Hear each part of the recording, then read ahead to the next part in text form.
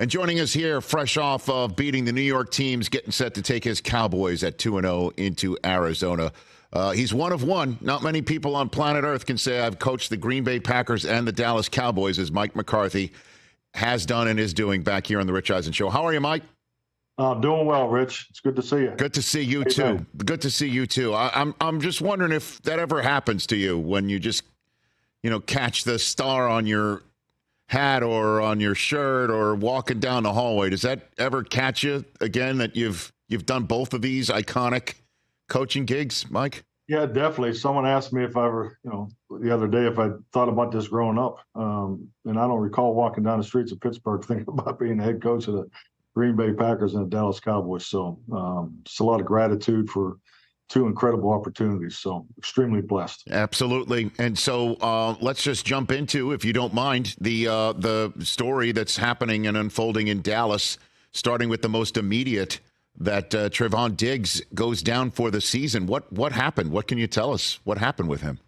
Yeah, so it was a normal drill in practice, and it's just your heart just really goes out to Trayvon, and I think like anything as a football team, it's a punch in the gut, but so much more on a personal level. If you just see the reaction from his teammates and the coaching staff, so just so important to love and support him right now, and that's really the focus.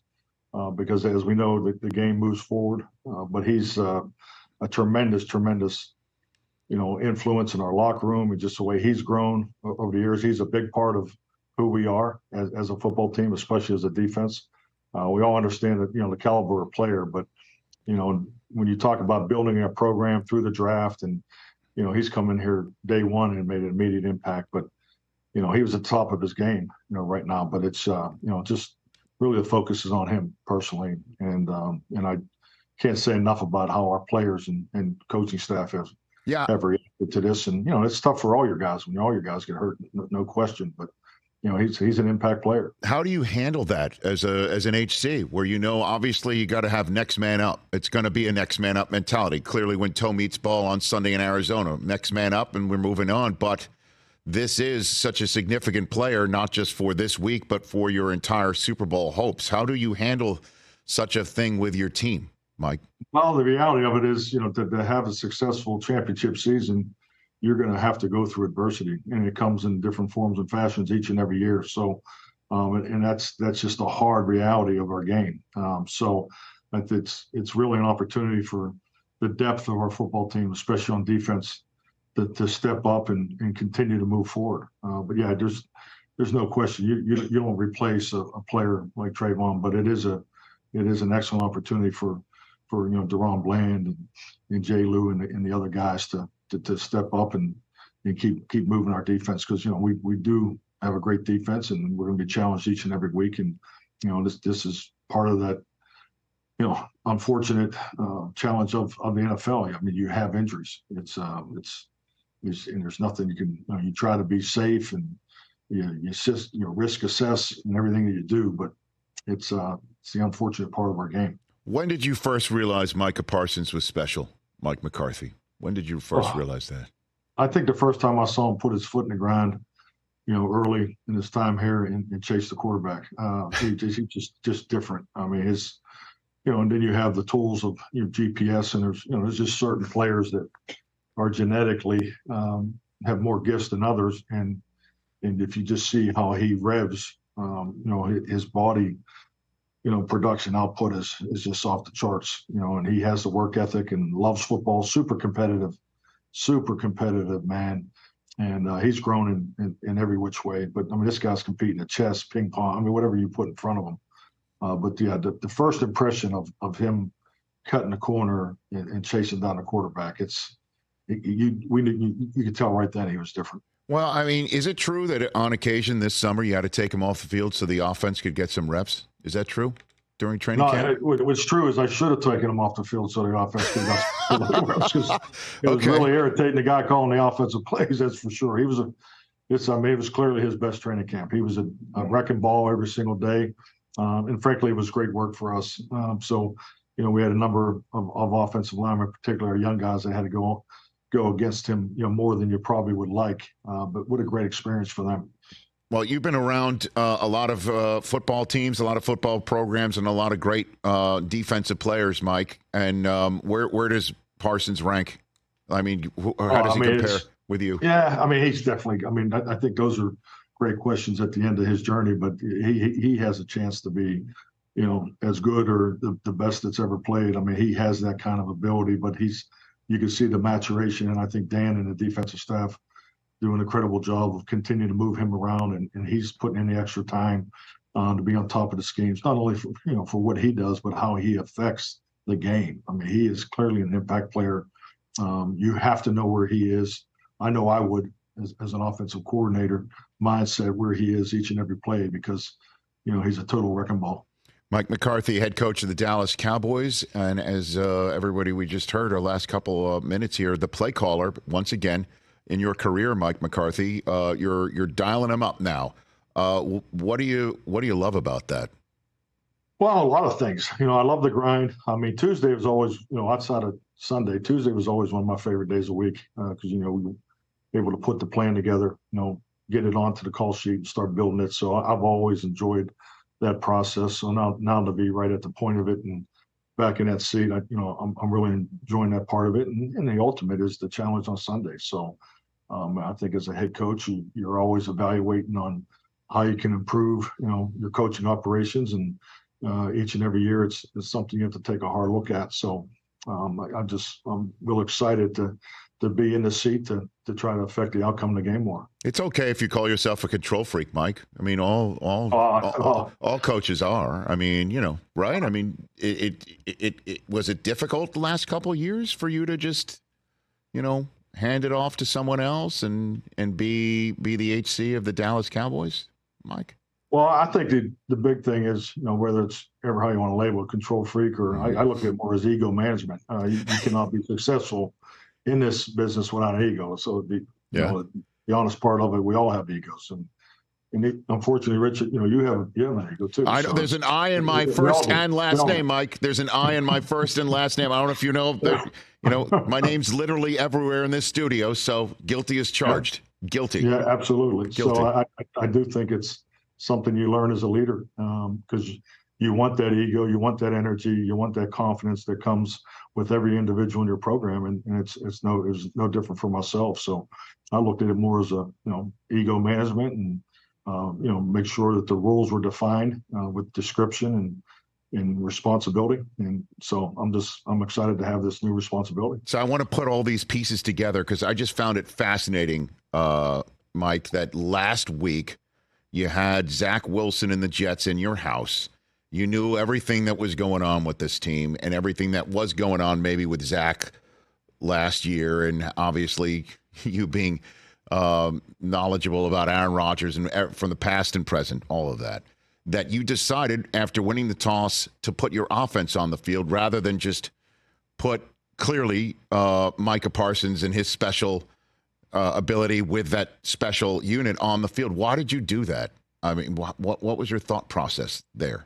Well, I mean, every game has a starting point. You have an approach and a plan every single game you compete in, and then you're obviously trying to get the game to go down the right road, and there's always ebb and flows in every one of these opportunities. But the goal is really to try to get on.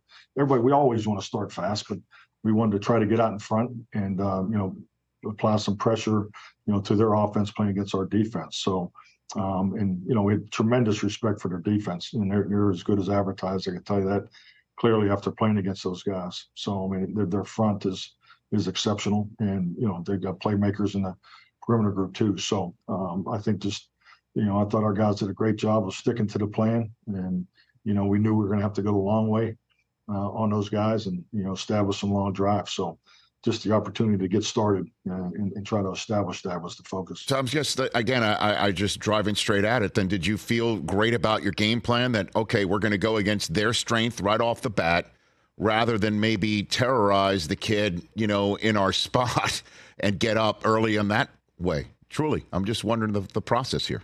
Well, I mean, I think like all of us, we always feel good about our plan going in, but I think it's, what's the starting point? I'm a big believer in starting points. We actually name each day of the week. This is, Fast Friday, and Furious Finish Friday. So everything we do today is focused on the beginning of the game and at the end of the game. So it's just really utilizing those focal points and sticking to your practice plan and trying to get off on the right foot. So that was just really the approach, for the Jets. A few minutes left with Mike McCarthy, head coach of the Cowboys, 2-0 right here on the Rich Eisen Show.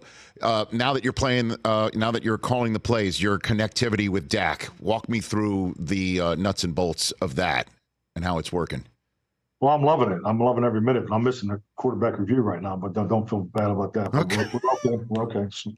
Scotty Toolzane and Brian Schottenheimer do an incredible job. So, okay.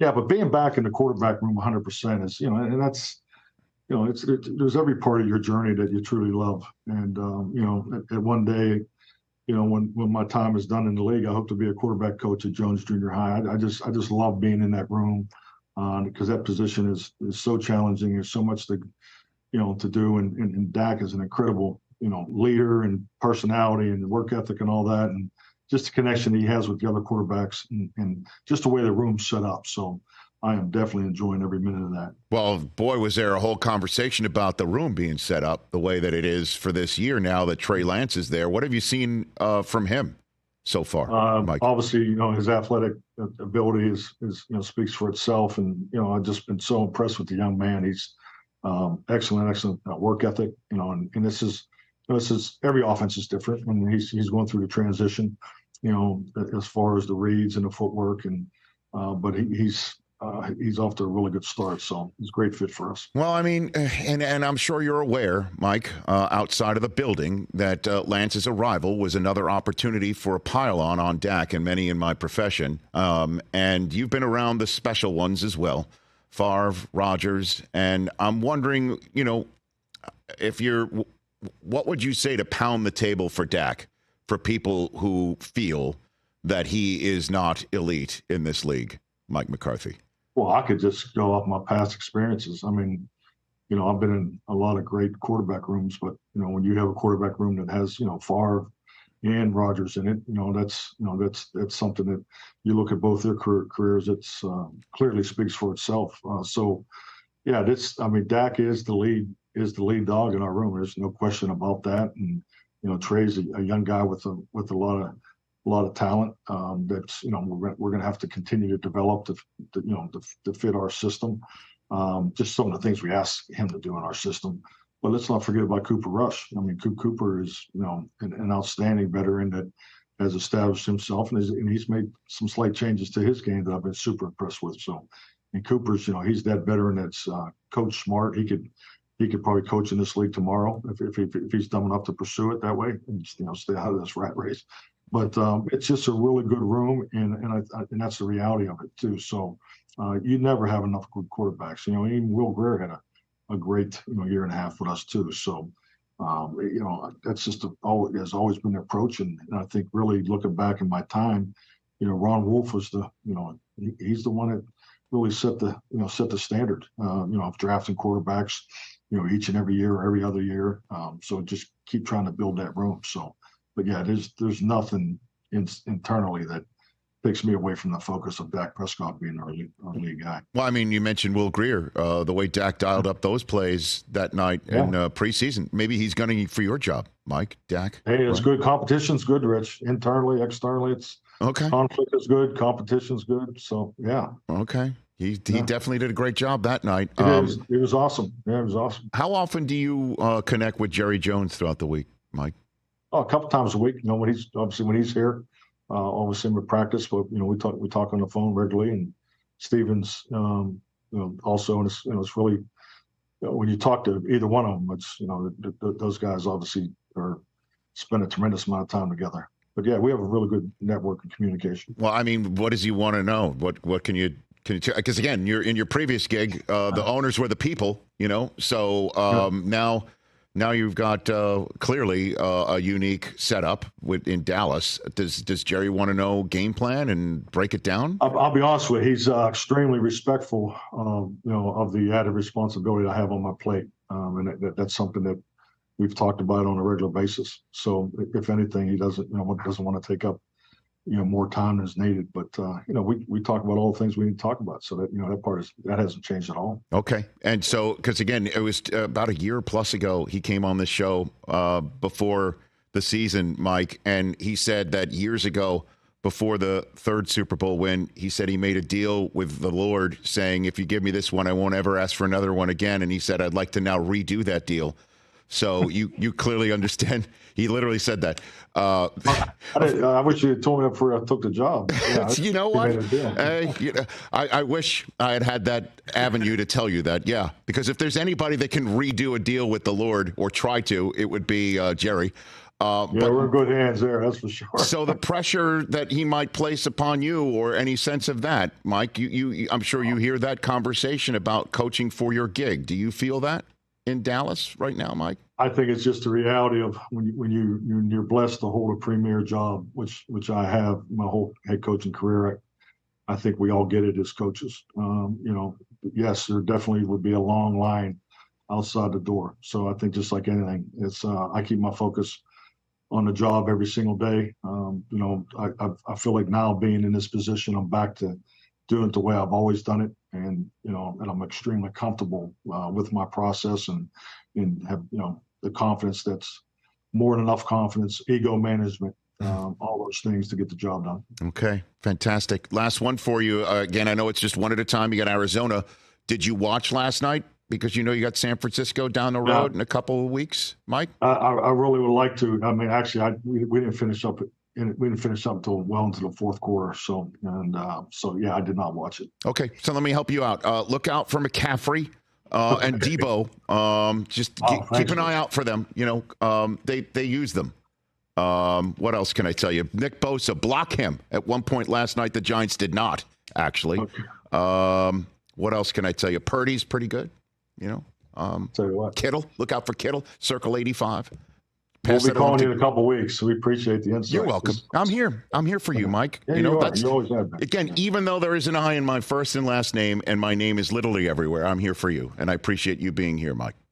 All right. Thanks, Rich. Thanks for having me on. You bet. Thank you. You too. That's Mike McCarthy, the head coach and play caller of the Dallas Cowboys, right here on The Rich Eisen Show. Catch The Rich Eisen Show every single day on the Roku channel, 12 to 3 Eastern, for free.